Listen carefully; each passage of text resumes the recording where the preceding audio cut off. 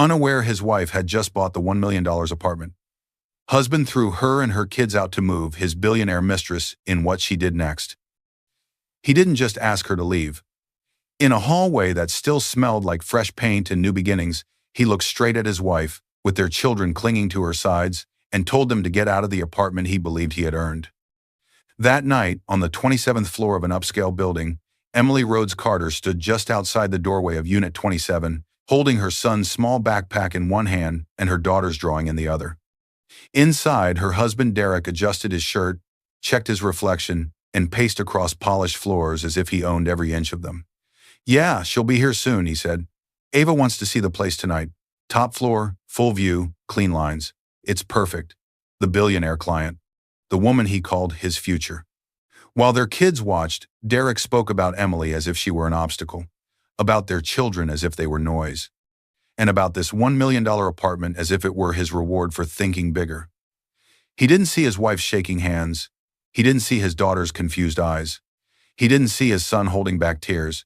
He also didn't see the truth. Because the luxury apartment he was so proud to show off the walls, the windows, the contract, the keys, had been bought in full with the inheritance Emily's late father left her.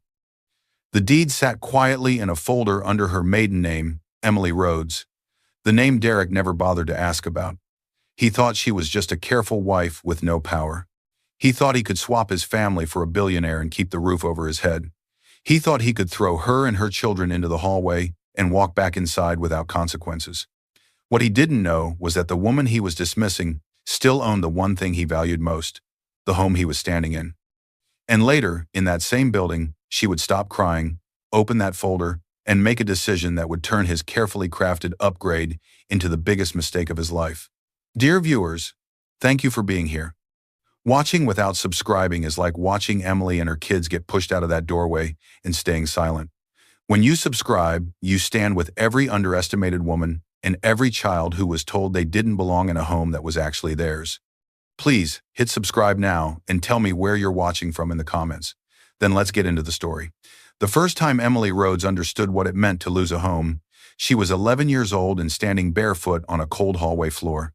A big man with a red face and a ring of keys. Mr. Daniels, the landlord, was jabbing his finger toward the open apartment door.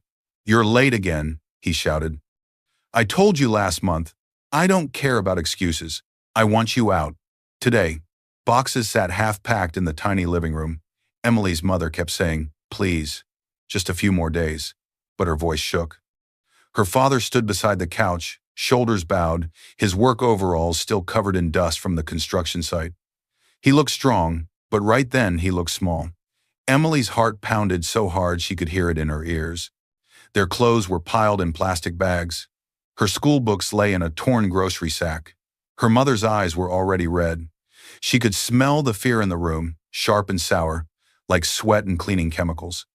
Mr. Daniels folded his arms. "If you're still here by tonight, I'm changing the lock. You can finish this conversation from the sidewalk." Emily's mother started to cry. Her father stared at the floor, jaw clenched, then picked up a box. That was the night Emily made a promise to herself, as she hugged her mother in the back of a friend's car and watched their old apartment disappear in the rear window. "No one is ever pushing my family into the street again." Years later, at 34, Emily sat very straight in a neat office, facing a man who had known her since she was that scared girl in the hallway. Mr. Collins was in his late 60s, with soft gray hair and gentle eyes behind thin glasses. He had been her father's lawyer and financial advisor for decades, and when her father died, he became hers. His desk was tidy, everything in its place. In front of them lay a thick file with bold letters on the front, "Property Purchase, Unit 27. Emily's hands were calmer than she expected. On her left hand she wore a simple wedding ring, a little worn at the edges. She smoothed the front of her blazer and tried to breathe slowly. "She's done well, mister," Collins thought, looking at her. He remembered the shy teenager who used to sit in the corner of his office while her father discussed contracts. Now she was Emily Rhodes Carter, a mother of two, with steady eyes and a quiet strength. He tapped the file. "Well, Emily," he said in his mild, steady voice, "this is it. You remember what we discussed about the inheritance?" She nodded. "From Dad's company." Her father's small construction business had never made him rich, but over the years he'd kept a portion of every payment, investing bit by bit. When he passed away 3 years earlier, Emily discovered he had left her something bigger than she ever expected, a carefully built fund, meant to give her and her children a safe future. She had not splurged, she had not chased big risks. While her husband, Derek Carter, talked about doubling money, Emily paid debts, saved, and waited. She worked as an office manager, quietly putting away part of every paycheck, on top of what her father left her. Every late notice in the mail flashed her back to Mr. Daniels in that doorway. "Put the roof in your name," her father had told her once, leaning over a simple contract at their old kitchen table. "If the roof is in your name, nobody can drag you or your kids outside without you saying yes." Now, sitting across from Mr. Collins, she finally felt like she was doing exactly that. Mr. Collins opened the file. On top lay the purchase contract for Unit 27, a bright, modern apartment on the 27th floor, with 2 bedrooms, a small study, and wide windows. It was worth $1 million, and to her it was not just an address, it was a promise. "I've reviewed everything twice," Mr. Collins said. "The funds are traced directly from your father's inheritance and your own savings. No loans in Derek's name, no co-signers. It's clean." He looked up at her. "Now, one last question before we sign." He folded his hands. "Your father always said, 'Put the roof in your name, and no one can push you into the street again.' Are you sure you don't want your husband added to the deed?" Emily hesitated just for a second. Derek was 36, charming, ambitious. He worked in sales and liked to say he played in big rooms. When they met, he'd told her, "Let me worry about money. I want you to feel safe." It sounded romantic then. Over time, she realized it also meant he liked control and hated details. He skipped paperwork. He once tried to pour their savings into a sure thing that turned out to be nothing more than a friend's risky idea. She pulled them back with careful questions and late-night spreadsheets. Emily gave Mr. Collins a small, conflicted smile. "He says he's not interested in paperwork," she said quietly. "He just wants me feeling safe." She drew in a breath. "Let's keep it as we discussed. In my name only, in the trust, under Rhodes." Mr. Collins nodded, not surprised. "Very well. The trust will list you as Emily Rhodes to keep it separate and protected. Derek doesn't need to be involved for this to be valid." Just then, Emily's phone buzzed on the desk. The screen lit up. "Derek." She glanced at Mr. Collins, then picked it up. The text was direct, like most of his messages. "You done with that bank thing? Don't forget snacks for the kids. Big meeting tomorrow. Don't stress about money. That's my job." She stared at the words for a moment. She could picture him saying it with that quick half smile, already thinking about his meeting, not about what she was signing. Her thumbs began to type. Signing the purchase for the new apartment. She paused. She could almost imagine his reaction, excitement, yes, but also pressure, questions, maybe a push to use it as leverage for some big move. She deleted the sentence. Instead, she wrote, "Almost done. I'll pick up the snacks. Good luck tomorrow." She hit send, feeling a small twist in her chest. She wasn't hiding something to hurt him. She was protecting something for Lily and Noah.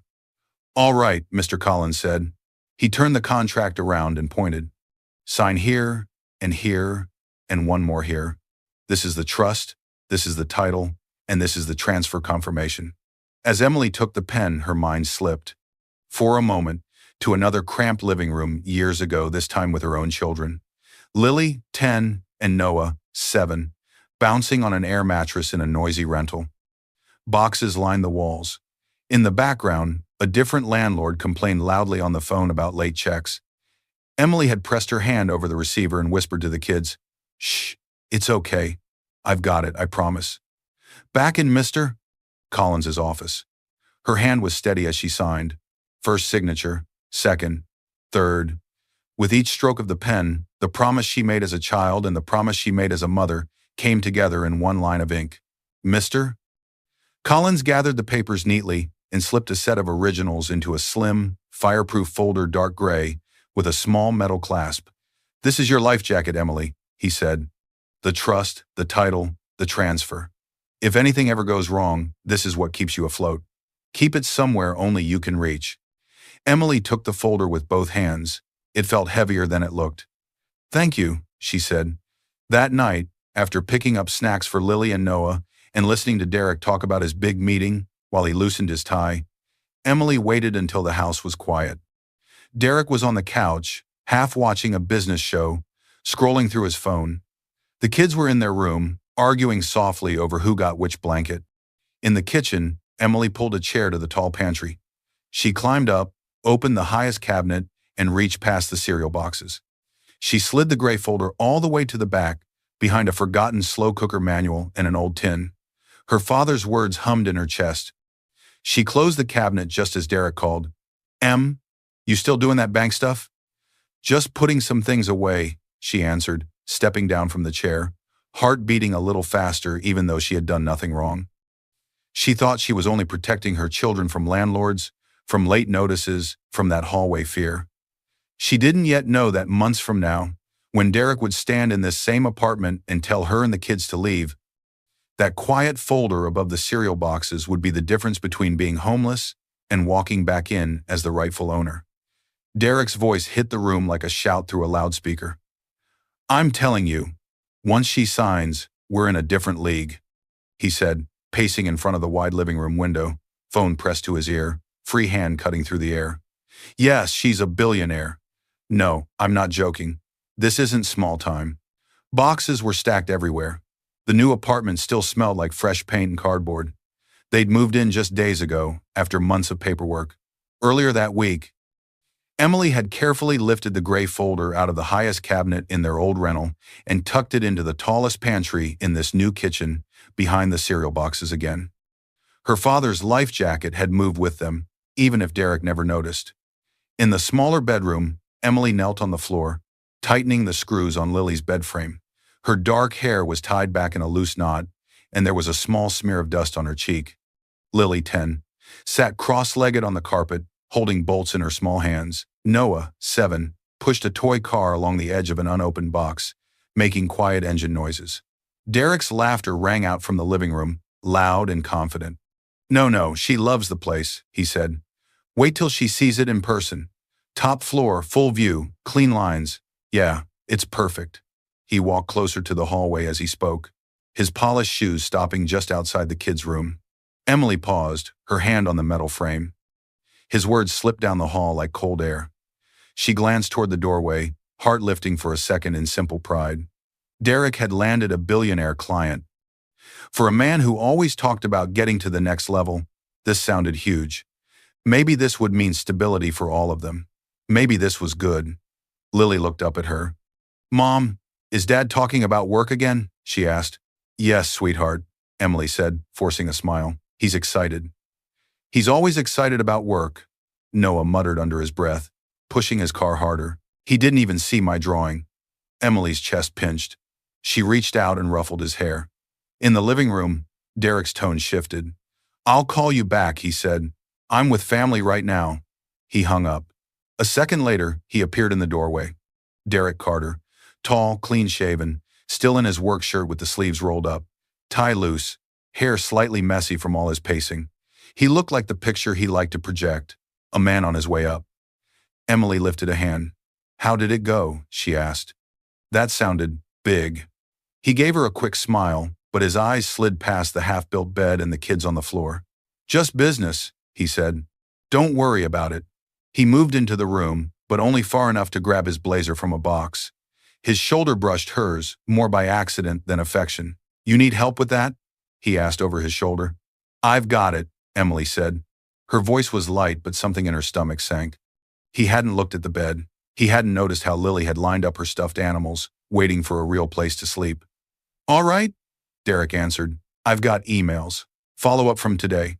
This client could change everything. Let me worry about making this place worth it, okay? Worth it." He still thought of the apartment as something they were paying for, month by month. When she'd tried to explain the trust in the deed, he'd skimmed a single page and said, "If you and that lawyer say it's safe, I'm good." He never asked whose name was on what. Later that night, after the kids fell asleep in their new room, Lily curled on the freshly made bed, Noah buried under 2 blankets on a sleeping bag, they moved through the living room together, carrying empty boxes. Derek checked his watch and rubbed his forehead. "I'm wiped." he said. Long day. Emily smiled, tired but content. It's a good tired, she said. We finally did it. Look at this place. It feels like a forever home. He gave the room a quick glance, then looked down at his phone again. This place isn't cheap, he said. Building fees, utilities, everything. We need it to pay off, Em. I'm counting on this client to make things easier. So let me worry about that part, okay? Emily didn't correct him. Explaining that the trust covered the building's payments and that she technically owned the unit felt like starting a fight. He'd say she was overthinking. So she just nodded. At the console table by the hallway, she picked up a notepad. In neat handwriting, she wrote, Our forever home, E&D and kids. She tore the page carefully and walked to the main bedroom, sliding it into a dresser drawer under a stack of shirts. A small secret promise to herself. Later, when Derek disappeared into the shower, Emily sank onto the sofa for a moment. Her back ached from lifting boxes, but her heart felt full. She pulled out her phone and called her friend. Tara?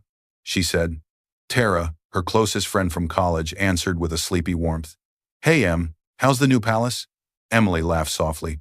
Messy. Beautiful. The kids love it. Derek's busy. He's talking to some billionaire client. Can you believe it? Billionaire? Tara repeated. That sounds intense. It's good though, right? Emily said quickly. Big clients, more money. It means he's working hard for us. He's been on the phone a lot, but that's normal. There was a pause. As long as he remembers who he's coming home to, Tara said gently. Emily smiled, even though Tara couldn't see it. He will, she said. He always does. When she ended the call, she picked up Derek's blazer from the back of the sofa. As she lifted it, a faint scent rose light, expensive, unfamiliar. Not her perfume, not their laundry soap. Something colder, sharper. She froze. Her mind raced. Maybe a client at the office. Maybe brushed against someone at a meeting. Maybe nothing. Before she could decide what to think, Derek's phone buzzed on the coffee table. The screen lit up. A message preview slid across the top. Can't wait to see our place in person. Emily stared at it. Her eyes locked on two things. Our place, and the initial A. Her place. The one her father's money had bought. The one in a trust under her maiden name. The message pulsed on the screen for a second, then faded. Emily's breath shortened. Her fingers tightened on the blazer. Inside the bathroom, the shower shut off. Water stopped running. Derek's voice floated through the cracked door. Em, can you bring me a towel? Emily did not move. She stood in the half-lit living room, the strange perfume in her nose. The words of the message burned into her mind. Outside the wide window, the city lights glittered like broken glass. She had no idea yet that the next time that unknown A stepped into this apartment, the word our in that text would be more than a careless phrase. It would be part of a plan that did not include Emily or the children at all. Derek slammed the front door so hard the picture frames on the wall rattled. Emily jerked up from the coffee table where she had been helping Lily glue small paper stars onto a poster board for school. Glue sticks rolled across the floor. Noah looked up from his crayons, startled. The late afternoon sun poured through the broad windows, warm and golden, but the temperature in the apartment dropped instantly. Derek didn't usually slam anything. He stood in the entryway, breathing hard, jaw tight, eyes darting around like he was searching for an exit he couldn't find. He looked charged, restless, like someone before either a confession or an explosion. Derek? Emily asked carefully, rising to her feet. What happened? You okay? He didn't answer. He paced to the window, then back toward the kitchen, then stopped halfway as if he'd changed his mind 3 times in 10 seconds. The kids sensed the tension. They went still. Finally, he turned to Emily. We need to talk. The way he said, it felt like a warning. Emily stepped closer, heart thumping. All right. About what? Derek avoided her eyes. He rubbed his forehead, then let out a sharp breath. I can't do this anymore, he said. This. He gestured around wildly. This life. This holding pattern. I've grown, Emily. You haven't. I need someone who fits where I'm going. Her whole body stiffened. What are you talking about? You cling, he said, voice rising. You worry about every detail. You slow things down. I'm trying to move up, to build something bigger than this, and you keep dragging me back. Emily stared at him, stunned. Dragging you back? Derek, I've supported every meeting, every deal, every late night. He cut her off with a bitter laugh. Support? You call questioning everything support? Her mouth opened, then closed. The kids watched her with wide eyes. Derek looked away again, and when he spoke next, his voice was firm cold. I'm moving someone else in. The words hit her like a physical blow. Emily swallowed. What? What do you mean? He finally met her eyes. Her name is Ava, he said simply. She understands me. She understands where I'm heading. She's not afraid of ambition. The room fell completely silent. Lily clutched her poster. Noah's crayon slipped and rolled under the sofa. Emily's vision blurred. In our home? Derek, this is where our children live, he scoffed. Our home? Emily, you didn't pay for this place. All you did was nag me to move somewhere nicer. I did the heavy lifting. I made it happen. Her chest squeezed. A dozen truths fought to get out about the trust, the deed, Mr. Collins. Her father's money but shock pinned them down. I'm done, he continued, shrugging like this was merely logistics. You and the kids can stay with your mom or something. Just pack up and get out. Tonight. Tonight? Emily whispered. Derek, Lily has school tomorrow. Noah has reading group. Where are we supposed to go at this hour? He waved a hand, impatient. I don't know. A hotel. Your friend's place. You'll figure it out. Emily stepped toward him, shaking. And Ava? She's moving in now? He didn't answer in words, just gave her a look proud, unapologetic that explained everything. Behind her, Lily's voice trembled. Daddy, aren't you coming with us? Derek's expression shifted into something softer, but it was performative. He crouched beside the kids. Your mother needs some time to think, he said smoothly. I'll see you soon. Don't worry. Emily stared at him, horrified. He was rewriting the story in front of their children, turning his betrayal into fake concern. He stood up and clapped his hands once, like ending a meeting. Let's go. Start packing. Emily's throat burned. She turned away before he saw her face crumble. She took the kids to their room and gently guided them to pack their backpacks. Lily tried not to cry. Noah kept asking, But why, Mom? Why? Emily could barely answer. As she zipped up the last suitcase, her eyes flicked toward the kitchen, the tall pantry where the gray folder sat hidden behind cereal boxes, her father's life jacket. This time she didn't almost reach for it. She walked straight to the kitchen, heart pounding, and pulled the chair over. While Derek paced on a call near the window, loudly reassuring someone that everything was under control, she climbed up, opened the cabinet, and grabbed the gray folder with one sure movement. She slid it into the bottom of a tote bag beneath the children's clothes. The action felt automatic, like part of some emergency drill she'd rehearsed in her mind since childhood. Grab the kids, grab the documents, get safe. Minutes later, she dragged suitcases into the hallway. Lily clung to her hand, Noah to her shirt. Noah's small backpack hung from Emily's shoulder. In her free hand, she carried one of Lily's school drawings, the edges crumpled from being grabbed in a hurry. Their neighbor, Mrs. Green, a retired teacher in her 60s with soft eyes and gray curls, stepped out of her apartment clutching her mail. She froze at the sight of Emily's tear-streaked face in the bags. Oh my goodness, honey. What's happening? She whispered. Emily tried to smile. Just going to stay somewhere for a bit. Mrs. Green's gaze flicked to Derek, who leaned against the doorway with his arms crossed, staring at his phone instead of his kids. Understanding flashed in her eyes. She reached out and squeezed Emily's arm gently. If you need anything, she murmured. I'm right here. Emily nodded, unable to speak. The elevator dinged. She guided the children inside. As the doors began to close, a delivery guy stepped out of the second elevator across the hall. He carried glossy shopping bags stamped with a luxury designer logo. Derek's eyes lit up. He straightened his shirt and strode toward the man. Right on time, he said, grinning. She'll love these. She, Ava. Through the narrowing gap of the elevator doors, Emily saw Derek take the bags meant for another woman into the home she had bought. Inside the elevator, Noah whispered, Mom, what's Dad doing? Emily held her children tighter, voice barely more than a breath. I didn't scream. I didn't beg. I just held on to you both and walked away from the home I bought to protect you. The elevator doors shut. As it descended, Emily's eyes filled with tears, but behind them, something else quietly formed.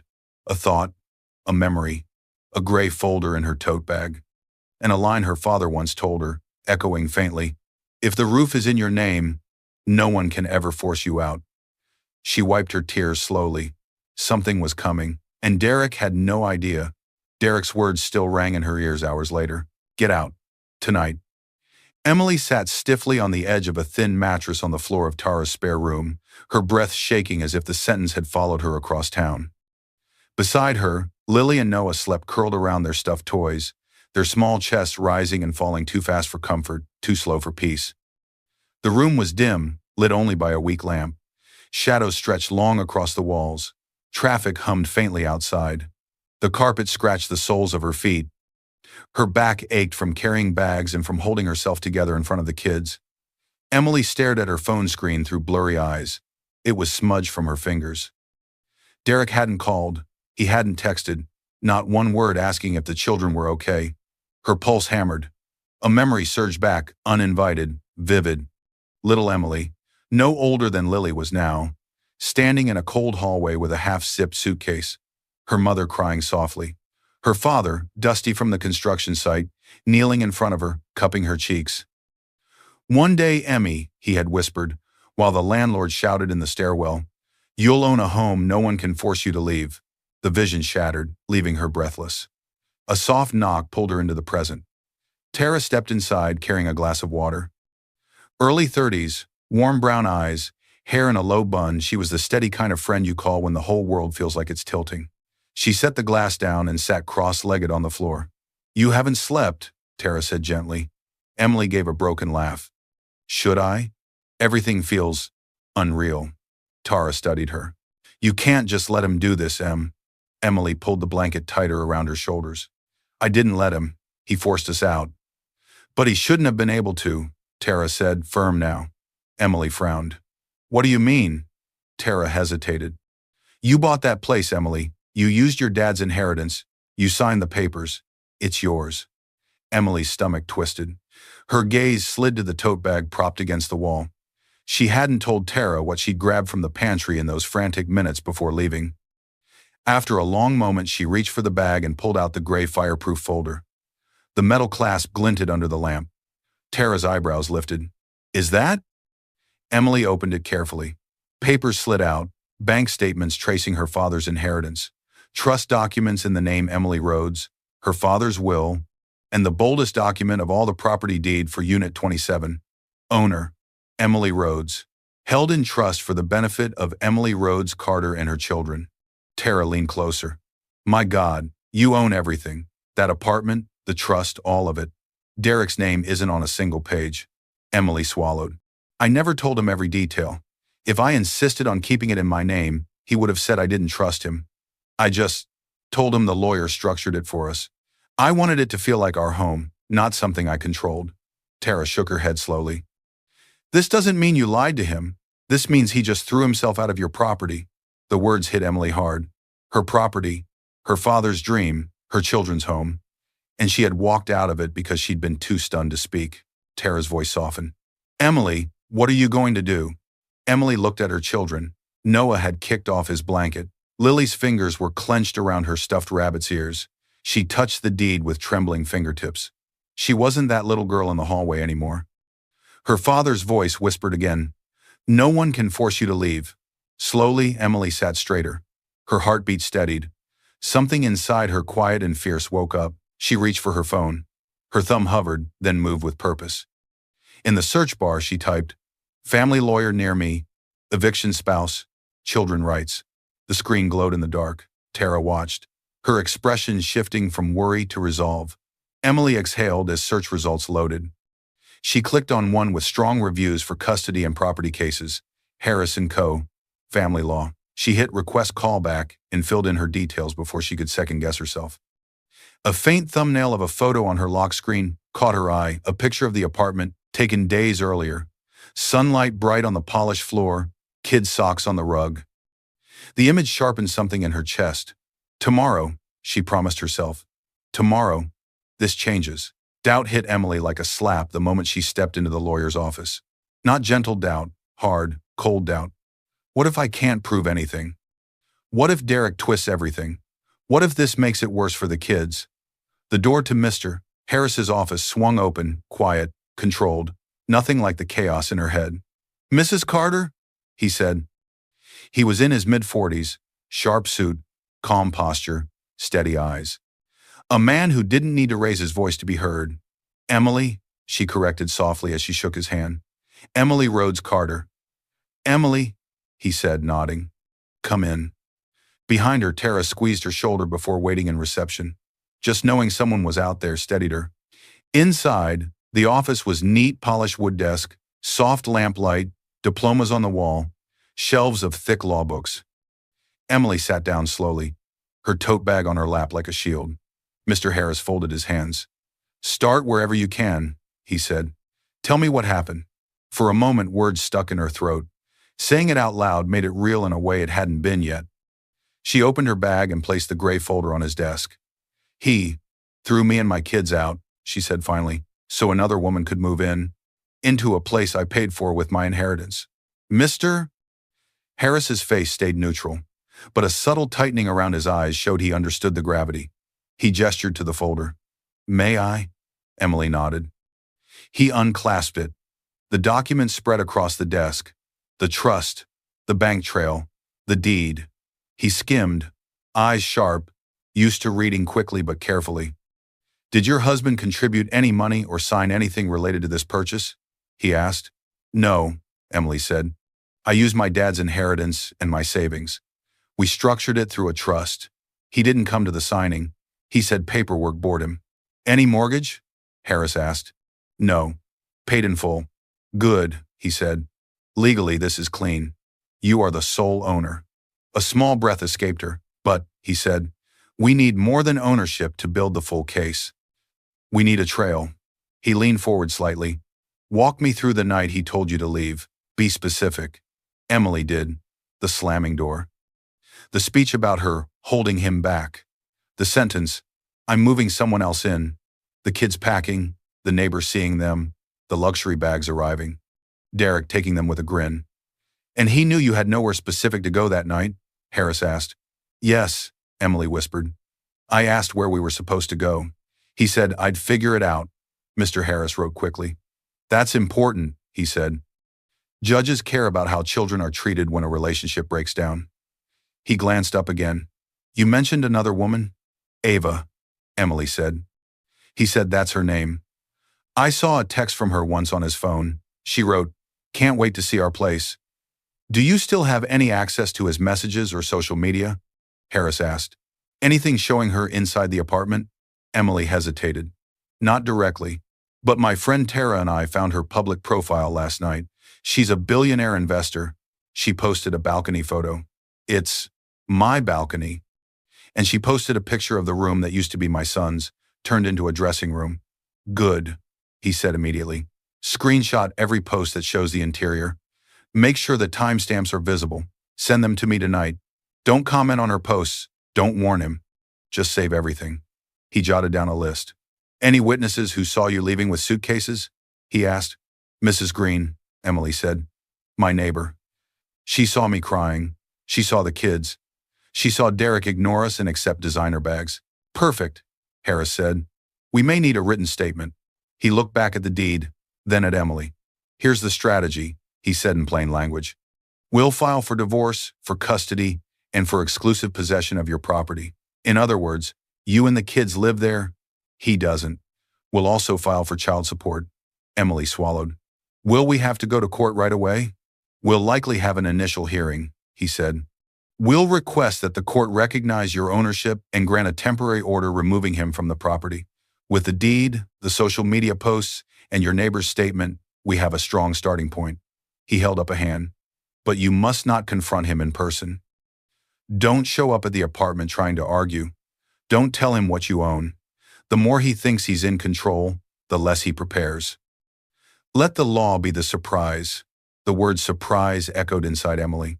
She'd spent years feeling like the one bracing for other people's decisions. Now, for once, he would be the one caught off guard. Mr. Harris slid a retainer agreement toward her. "If you want me to represent you, sign here," he said. "Once you do, I'll start drafting the petitions today." Emily looked at the pen. Images flashed, Lily crying in the elevator. Noah asking, "Why, Mom?" Derek smiling as he took those shopping bags. A balcony photo on Ava's profile. Her father's voice whispered, "One day, Emmy. No one will force you to leave." She signed. Her hand didn't shake this time. As she gathered her papers, Mr.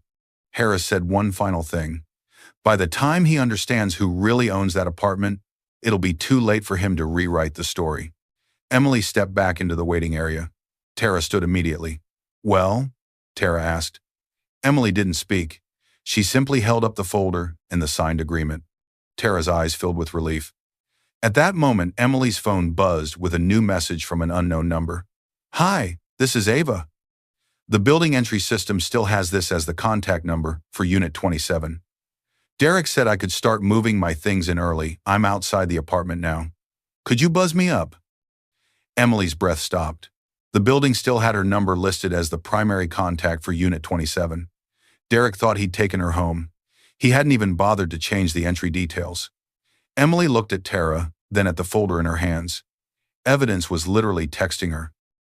And the next step of her plan had just walked straight up to the door of property that on paper and in law belonged only to her. Emily stared at the message on her phone, still standing just outside Mr. Harris's office. "Hi, this is Ava."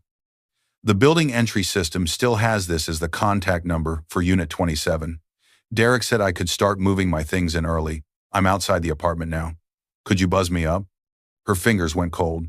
Mr. Harris, who had just walked her out, noticed her expression. "Something wrong?" She silently handed him the phone.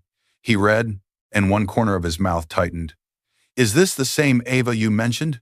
Emily nodded. "And she got your number from?" "The intercom system," Emily said. "When we moved in, my number was listed as the main contact for Unit 27. So the building still recognizes you as the primary resident," he said. "Good. Don't reply. Screenshot it." She did, thumbs moving with new steadiness. "We'll add this to the file," Harris said. "That message shows Derek invited another woman to move into a unit that belongs to you, and that even the building systems still treat you as the point of contact. That's excellent corroborating evidence." He handed the phone back.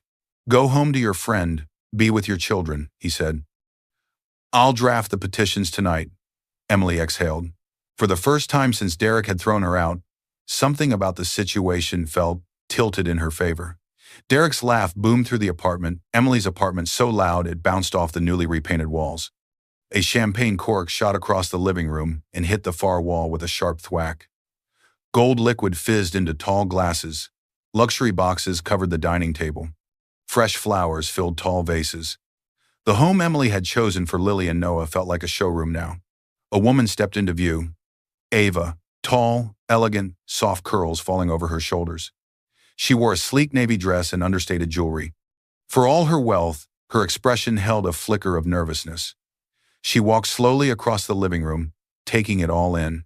Her eyes snagged on a small chip in the wall near the hallway, where Lily once banged her backpack too hard after school. Emily had always meant to fix it. Ava reached out and gently brushed her fingers over the chip. "Derek," she said, voice light but uncertain. "You're sure everything is clean with this place? No unresolved paperwork? No complications?" She avoided the word wife, but it hung there anyway. Derek slid an arm around her shoulders, confident. "Completely clean," he said. "We were done long before you."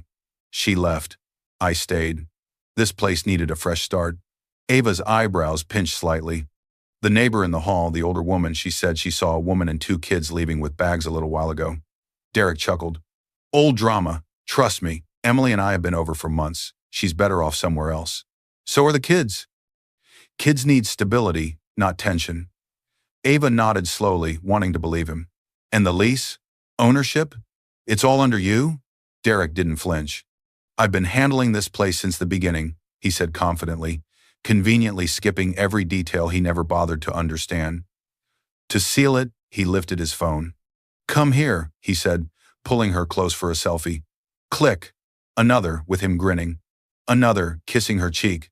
Then they clinked their glasses together. Ava wandered to the balcony and took a picture of the skyline. She posted it quickly with a soft caption. "New beginnings at last." She snapped another photo, this time of the living room.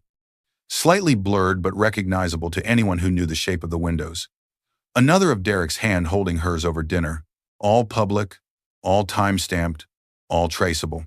The soft glow of a laptop screen lit Emily's face as she sat at Tara's kitchen table that night.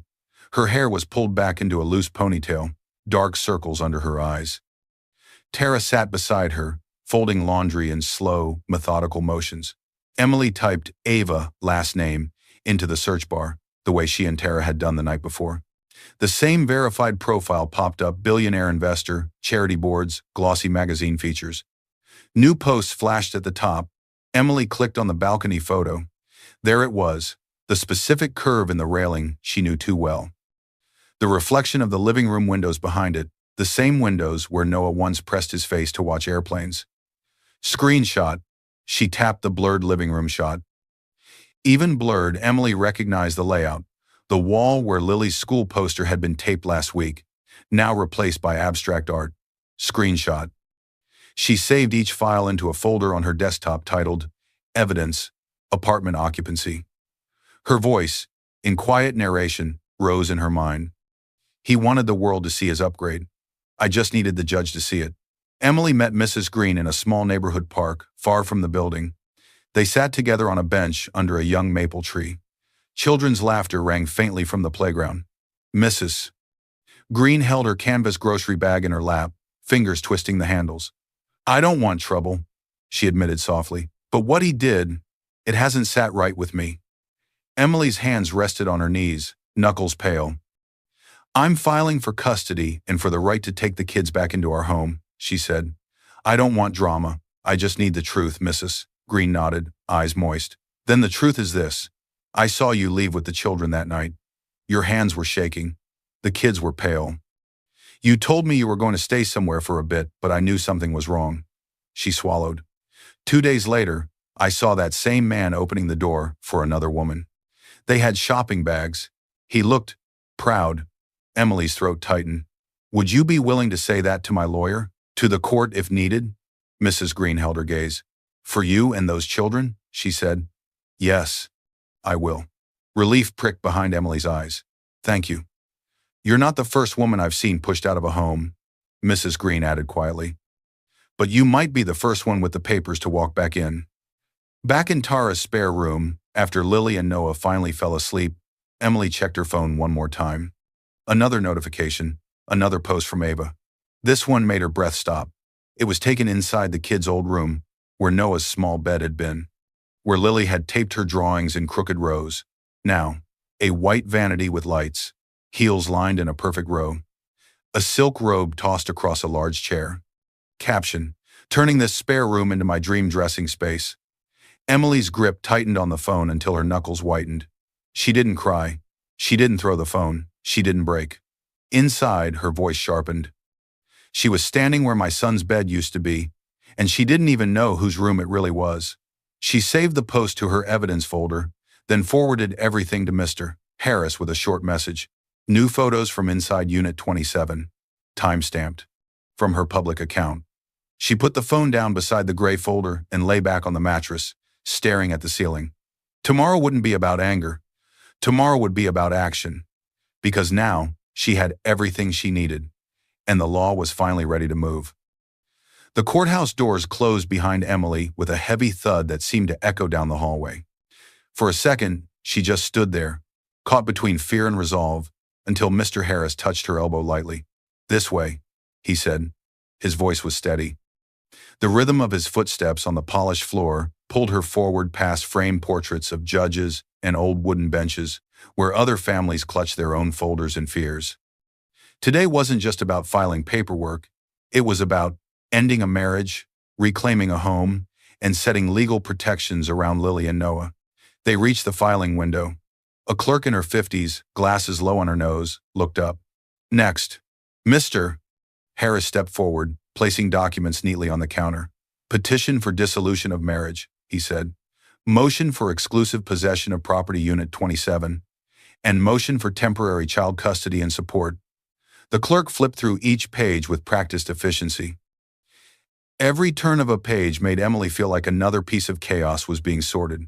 Finally, the clerk picked up a large date stamp. She pressed it down. Thunk. Divorce petition. Thunk. Exclusive possession. Thunk. Custody and support motion. When the clerk slid the stamped copies back, her expression softened just a little. You'll receive notice of your initial hearing date, she said. Given the circumstances, it should be relatively soon. Emily nodded, swallowing hard. Thank you. As they stepped away, Mr. Harris spoke in clear, simple terms. Here's what these filings are asking for, he said. 1. The court recognizes you as the sole owner of Unit 27, with exclusive right to live there with your children. 2. Derek is ordered to vacate and not interfere with that possession. 3. Primary custody to you, with child support from him. Emily's fingers tightened on the folder. How fast can they make him leave? We've requested an emergency order, Harris said. The judge will review it quickly. If granted, we'll have a formal directive to serve him with eviction from your property, not the other way around. She nodded slowly. And he'll be served at the apartment? Yes, Harris said. Service has to be formal. A court officer will deliver the documents. He can't pretend he never saw them. A small breath of something like satisfaction moved through her. Will I have to be there? You don't have to be, Harris said. But if you want to witness it with support, and with me there, it can sometimes close a chapter. Emily thought of Derek standing in that doorway, telling her to leave. Of Lily's face. Of Noah's question, "Why, Mom? I want to be there," she said quietly, "but not alone." You won't be, Harris replied. Derek and Ava sat at the dining table, Emily's old table, now covered in candles and expensive takeout instead of school projects and snack bowls. Ava swirled her wine. You're in a good mood today, she observed. Derek grinned. Everything's aligning for me, Ava. Your contacts, my skill. We're unstoppable. Ava smiled faintly, though doubt still flickered behind her eyes. The posts she'd made here had drawn comments, some supportive, some nosy, a few asking about the family that lived there before. She hadn't mentioned those to Derek. He raised his glass. To new chapters, clink. He had no idea an entirely different chapter was being written for him across town. Mr. Harris walked Emily to a quieter hallway before they left. Once the judge signs off on the temporary possession order, he said, a court officer will serve Derek. He'll also receive the divorce petition and custody motion at the same time. He showed her a copy of the request, already stamped. Service will likely be tomorrow morning, he said. You'll get a confirmation text from my office. Emily nodded. After that, he added, we'll prepare for the full hearing. But the temporary order should be enough to get him out of the apartment and to make clear that you and the children are the ones with lawful right to live there. Her throat tightened. So, the law will say what I already know in my gut. Yes, Harris said, on paper, in court, enforceable. They stepped out through the courthouse doors into daylight. Emily's phone buzzed a few minutes later as she and Tara walked toward the parking lot. A message from a blocked number. Judge signed the temporary order. He will be served tomorrow morning at Unit 27. Emily inhaled sharply. Tomorrow, Derek would open a door expecting control. Instead, he'd be handed reality. And this time, he couldn't slam it back in her face. Derek popped open another bottle with so much force that champagne sprayed across the bedroom doorway. He laughed, unbothered, wiping a few drops off his shirt. Come look at this with the new lighting, he called. You're going to love it. Ava walked toward what used to be Noah's bedroom, now transformed completely. Where a small bed and toy car bin once sat, there was a pristine white vanity under warm bulbs. Where Lily's drawings had been taped, a large mirror with a gold frame now hung. Shoe racks lined the walls. Ava clasped her hands, half delighted, half uneasy. It's beautiful, she said, but the word came out careful. Derek wrapped his arm around her waist from behind. A fresh start, he murmured. Just us, no baggage, no distractions. That word again, distractions. Ava's eyes flicked to the floor, where a tiny sticker of a cartoon rocket still clung to the baseboard, missed during repainting. She frowned slightly. You're sure everything's really over with your wife? She asked. Legally, I mean. Derek's jaw tightened for a split second, then he smoothed his expression. She left. He lied easily. We're just doing paperwork now. It's done emotionally. This is just formalities. Before Ava could push further, the doorbell rang, hard, sharp, authority behind it. Derek frowned. Who comes this early? The bell rang again. "I'll get it," he muttered, straightening his shirt as he walked down the hallway. He swung open the door. A uniformed court officer stood there. Next to him was Mr. Harris. A few steps further back, near the elevator, stood Emily with Lily and Noah, their hands tucked into Tara's. Emily stepped forward alone as the door opened. For a moment, time stopped. "Derek Carter?" the court officer asked. Derek blinked. "Yeah. Who's asking?" The officer held out a packet of documents. "You've been served. Temporary order for exclusive possession, eviction from this premises, and divorce petition. You have been legally notified." Derek stared, then let out a disbelieving laugh. "Eviction? You've got the wrong door. This is my place." Mr. Harris's voice cut in, calm but firm. "No," he said. "This is Mrs. Emily Rhodes' property, paid with her inheritance, titled under her trust. You have been living here only because she allowed it. That allowance is now formally revoked." Ava appeared just behind Derek's shoulder, drawn by the voices. She froze at the sight of Emily and the kids. "You said she left months ago," Ava whispered to Derek. "You said she didn't live here anymore." Derek's face flushed. "Ava, I can explain. This is just—" Emily stepped forward to the threshold, careful not to cross into the apartment. Her voice was quiet, controlled. "You told me to walk out of my own home," she said, "with your children. For her." The hallway went completely silent. Derek flipped through the papers, panic creeping in as he saw the deed in the name Emily Rhodes, the trust structure, screenshots of Ava's social media posts from inside the apartment, a printout of Ava's text asking to start moving my things in early, Mistress, Green's witness statement about seeing Emily and the kids leave with suitcases. This doesn't mean anything," he stammered. "You never told me it was yours. I thought—" "The law doesn't require her to protect you from your own lack of attention," Mr. Harris said.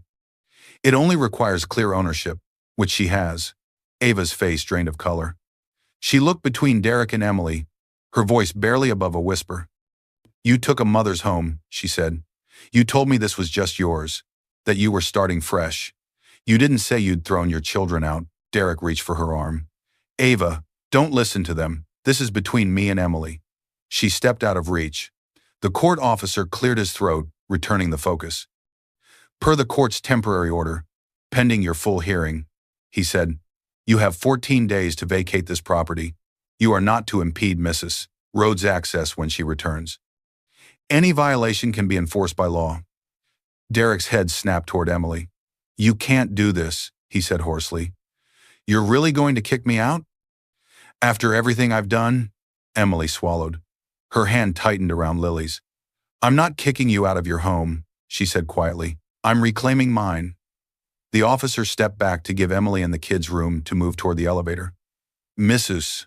Rhodes," he said respectfully, "you'll receive notice of the full hearing date soon. Until then, this order stands." Emily nodded. "Thank you." Derek's voice cracked behind her. "Emily, we can fix this." "Don't do this in front of the kids." She didn't turn around. Instead, she spoke for them to hear. "Daddy made his choice," she said gently. "Now I'm making mine." The elevator dinged. The doors slid open. Lily squeezed her mother's hand tighter. As the doors started to close, Emily caught a last glimpse of Ava pulling her arm away from Derek, eyes full of something that looked a lot like regret. The doors shut. The next time they'd all be in the same building, there would be a judge watching. Order in the court. The bailiff's voice rang out as Derek slammed both palms on the defense table, eyes wild. "I didn't know," he shouted. "She never told me the apartment was hers."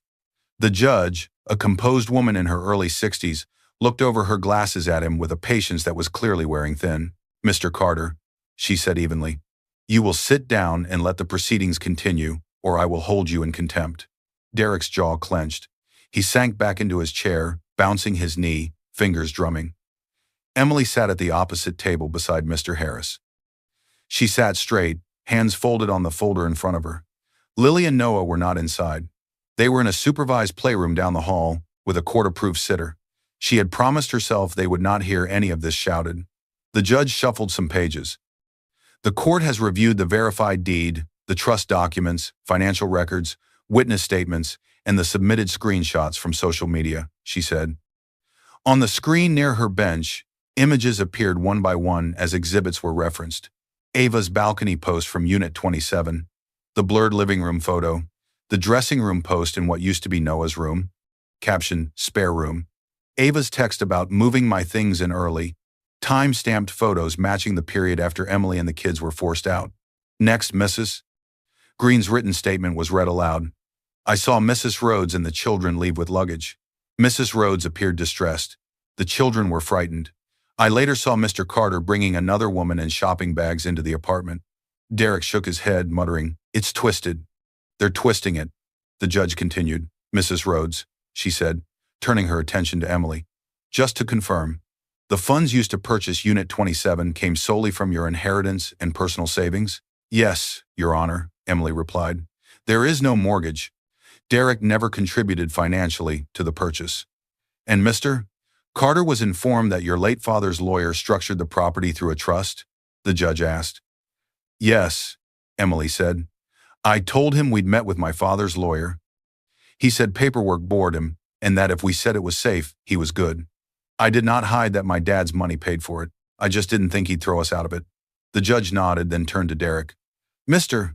Carter, she said, regardless of what you chose to pay attention to, the law is clear on ownership. Ignoring documentation does not create an ownership interest. Derek's shoulders sagged. But I lived there. I helped furnish it. I brought in business. She can't just, you forcibly removed your spouse and children from a property you did not own, the judge said sharply, cutting him off. Then allowed another woman to occupy it, turning a child's bedroom into a dressing room while your children slept on a friend's floor. The courtroom went quiet. Mr. Harris remained calm, letting the facts speak. Therefore, the judge said, reading from the bench order, this court rules as follows. Property. Unit 27 is confirmed as the sole and exclusive property of Mrs. Emily Rhodes under the existing trust. Mr. Derek Carter is ordered to vacate immediately, if he has not already done so, and is prohibited from interfering with her possession. Custody.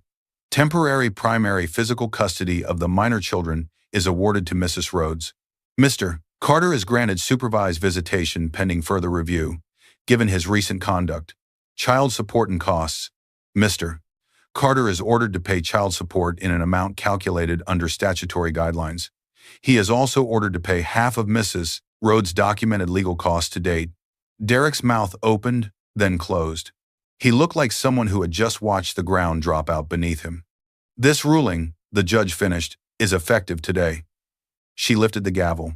The sound rang through the room and through the end of their marriage. Derek pushed through the courthouse doors, tie crooked, face pale. He looked older than he had a month ago. Waiting at the bottom of the stairs was Ava. Not in designer clothes this time. Jeans, a blazer, hair pulled back, no makeup. Her expression was not angry, it was tired. He hurried toward her. Ava, you heard in there. You know this is crazy. Emily's blowing everything out of proportion.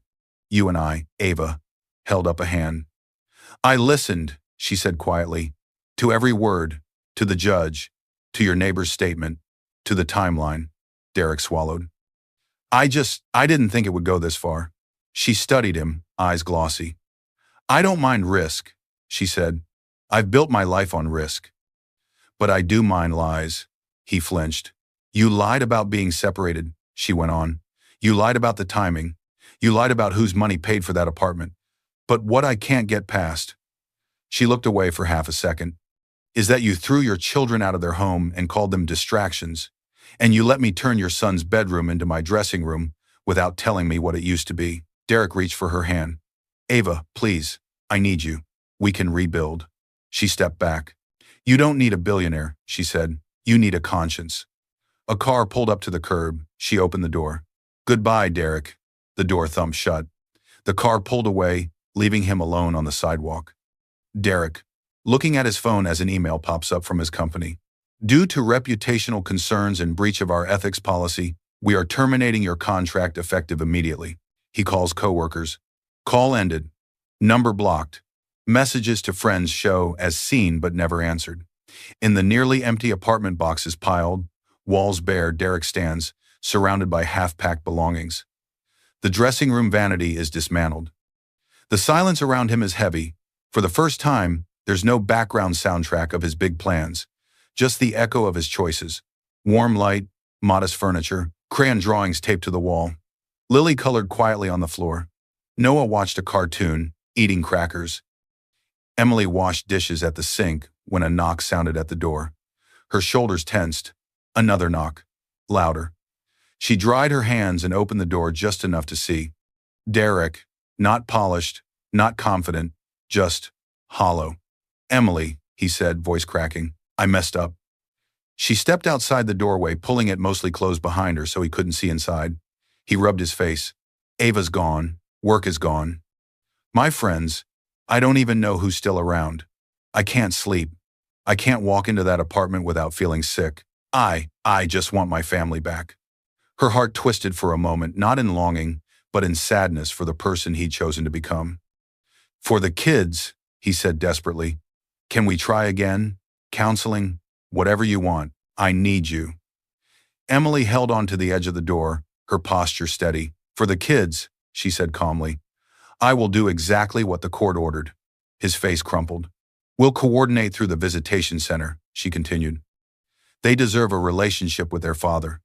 But you made it very clear who you wanted sharing that apartment with you. And it wasn't us." She didn't yell. She didn't list every wrong. She simply put a boundary in place. "Please," he whispered. "Just think about it." "I have," she said softly. "This is me thinking clearly." Behind the door, Lily's voice floated faintly. "Mom? Is everything okay?" Emily glanced over her shoulder. "Everything's fine, honey. I'm coming." She turned back to Derek.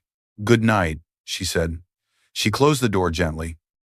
Derek stayed in the hallway, staring at the painted wood, realizing for the first time that this wasn't a temporary phase he could charm his way out of. Behind the door, Emily rested her forehead against it for a moment, exhaling slowly.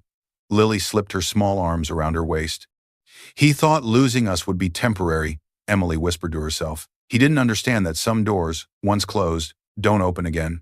Her phone buzzed on the counter. A message from Mr. Harris. "Now that possession is restored and the court order is final, we should talk about what you want to do next with the apartment long term. Next steps." For the first time, those words didn't scare her. They excited her. Dishes clattered in the sink, loud, bright, alive. For the first time in months, that sound belonged to home, not to someone else's version of it. Emily paused with her hands in the soapy water and listened. No echo of Derek pacing, no uneasy silence filled with doubt. Just Noah racing a toy car along the living room rug, Lily humming to herself at the coffee table, working on another drawing, the low murmur of a cartoon in the background. Unit 27 felt different, smaller, somehow, but only because it was finally filled with the right things. The high-end, sterile decor Derek had picked out with Ava was gone. The sleek chairs that looked good in photos but hurt your back? Sold. The giant abstract art that never meant anything to anyone? Taken down. In their place, a soft rug where the kids sprawled with crayons. A second-hand bookshelf filled with their favorite stories. A few framed photos, her father, the kids, and one of Emily at the kitchen counter laughing with flour on her face. The old dressing room, Ava made out of Noah's room, was now painted a calm blue and held 2 beanbags, a small desk, a shelf with school supplies, and a sign Lily had written. Reading corner. Emily dried her hands and walked to the fridge just as Lily ran over, waving a new drawing. "Mom, look!" It was a bright picture of a tall building with a heart over one window and 3 smiling stick figures in front of it. "That's us," Lily said, pointing. "And that's our apartment." Emily smiled, warmth swelling in her chest. "It's beautiful," she said, and taped it to the fridge. Her phone buzzed. "Hello?" she answered. "Emily," Mr. Harris's voice came through, calm as always. "Good news. All the final paperwork is processed. The divorce is officially finalized. The apartment title remains solely with you and your trust structure. Derek's child support schedule is locked in and enforceable." Emily closed her eyes for half a second, absorbing that. "Thank you," she said, "for everything." "One more thing," he added. "The judge added a note about your efforts to maintain routine and stability for your children during the process. That's rare, and it reflects well if anything else comes up in the future." A quiet smile tugged at Emily's lips. "I just did what I had to do for them." Sometimes doing what you have to is what sets you apart, Harris replied. If you ever want to discuss selling, renting, or restructuring the trust, call me. For now, enjoy your home. I will, she said. She hung up and just stood there for a moment, letting the word home settle in fully. A knock sounded at the door. She opened it to find Mrs. Green holding a small green plant in a ceramic pot. Welcome back, dear, Mrs. Green said with a gentle smile. Good to see this place with the right people in it again. Emily's throat tightened. Thank you, she said, accepting the plant. For everything. I don't know what I would have done without your statement. Mrs. Green waved a hand. Those children deserve their home back. I just told the truth. She patted Emily's arm. If you need anything, I'm still right next door. After she left, Emily carried the plant to the kitchen window and set it down where it could catch the sun. Then she went to her bedroom and opened a small fireproof safe. Inside, she placed the now thick gray folder. Her father's will, the trust documents, the deed, the court rulings, the final divorce decree. She rested her fingers briefly on top of it. I used to think a home was just walls and furniture, she murmured. Now I know it's also signatures, boundaries, and the people who actually belong inside. She shut the safe and turned the lock. Then she went back to the living room, where Lily and Noah had spread out more paper. Mom, draw with us, Noah called. She sank down onto the rug with them. Together they drew another house, bigger this time, with more windows. Can I put a name on it? Lily asked. Go ahead, Emily said. Lily thought for a second, then carefully wrote over the roof. Rhodes. Emily blinked. Why that one? She asked gently. Lily shrugged. It's the name on the papers Mr. Harris showed you, right? Grandpa's name? You said he helped us keep our home. I want that name on the house. Emotion swelled in Emily's chest. Then that's the right name for this drawing, she said. Grandpa would like that. Noah added 2 stick-figure cats at the bottom, just in case we get pets one day. The camera, in your viewer's mind, slowly pulls back. The apartment no longer looks like a stage for someone else's status. It looks lived in. It looks safe. Emily's voice returns in a final voiceover. He threw us out to impress a billionaire. In the end, the only fortune that mattered was the one my father left in my name, and the strength I finally found in my own. She looks up at the window, light spilling in, then back at her children, who are laughing over crooked lines and silly cats. This time, when she smiles, there is no hesitation, just peace. I hope you enjoyed watching this story as much as I enjoyed creating it for you.